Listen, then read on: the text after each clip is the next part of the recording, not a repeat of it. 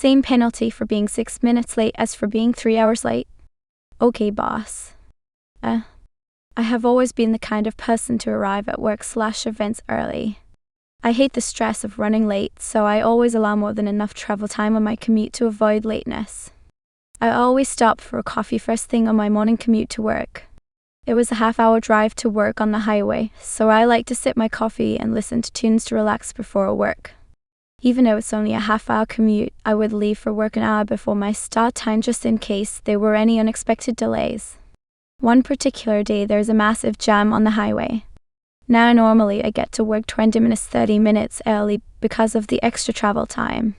But this traffic jam was bad enough that it still made 6 minutes late for work. Supervisor starts giving me shit for coming in late but having a coffee, publicly calling me out in front of the other employees. Hey everyone, look at Icy, his morning coffee is more important to him than respecting his coworkers. No amount of I bought the coffee before I knew there was a traffic jam would get him to stop hassling me. He wrote me up for being late.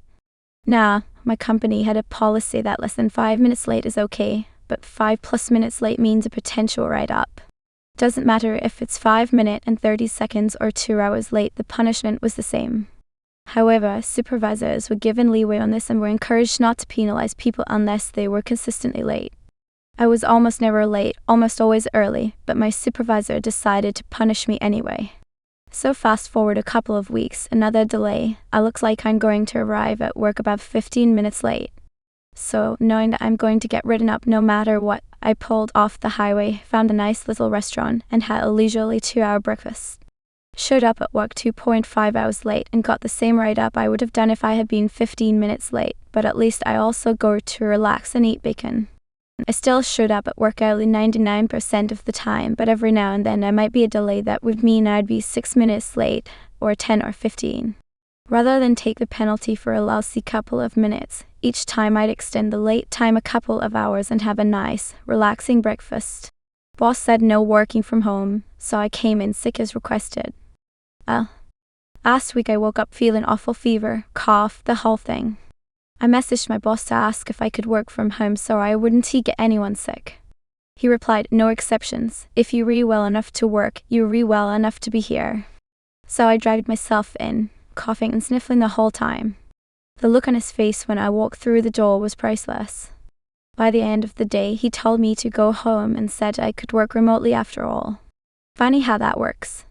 Hire her no matter what. As you wish. I am part of a small hiring team at my workplace and I take my position very seriously. Some time ago, we were looking to fill a key role that required someone sharp, organized, and ready to work under pressure. We had a solid shortlist after several interviews and then my department supervisor pulled me aside. He told me, flat out, to hire one candidate in particular. Not because she was the best fit, but because he wanted me to. I later heard through office rumors that she was an almost girlfriend, basically someone he had a thing for and was trying to impress. He said I should but just make it work and he will take the heat if needed. I refused at first, showing him her results of the interview. She was one of the least ranked. She was late to the interview, vague answers, couldn't he explain basic industry terms. But he wouldn't listen and said it was a direct order. So I did exactly what he asked. I hired her. Gave her all the support I could. Even offered extra onboarding help. Within a month, she accidentally sent a confidential client file to the wrong company. Then she once approved the purchase order for tanks the budgeted amount because she obviously didn't read through all those numbers. It was from one wrong to another. We lost a major client over the email slip. Another pulled back on their contract due to delays on her end. When upper management started asking questions, my manager tried to dodge responsibility. But HR already had the hiring records. I made sure all instructions, including his, were documented, which was intentionally in case a situation like this came up, and it did. He was reassigned within the quarter.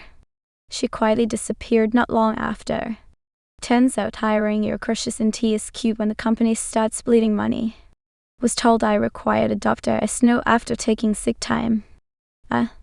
I had a manager who decided we needed a doctor as note after a sick day.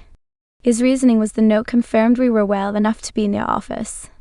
Meanwhile, we all knew it was just to give sick staff a hard time. When he pulled this on me, I agreed and started packing up and told him I would contact my doctor and let him know when my doctor could see me. Then I started walking out. He asked me why I was leaving. I told him since I didn't have a note and I needed one to prove I was not sick and could work as per his instructions, I needed to leave. I followed up with the fact that my doctor was in a different town and it could be up to 2 weeks for me to get an appointment. All of which true.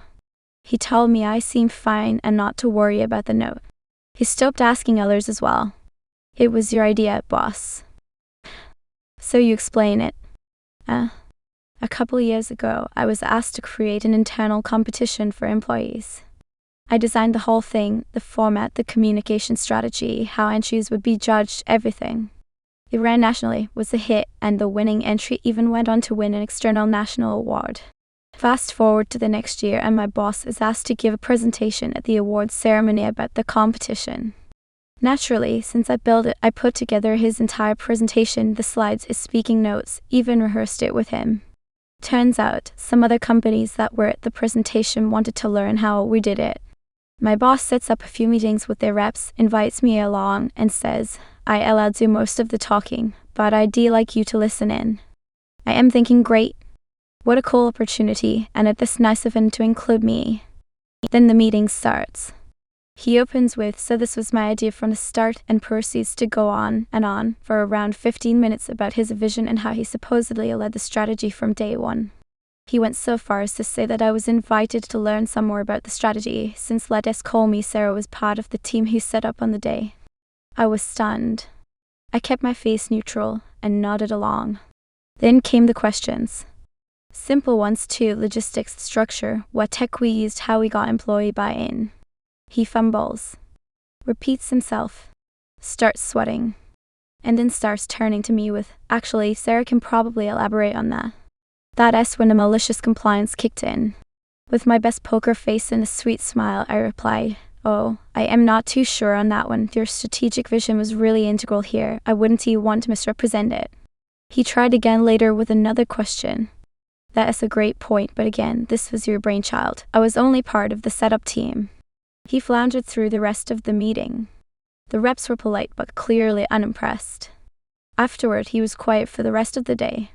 Next time, maybe don't claim sole credit for someone else's work.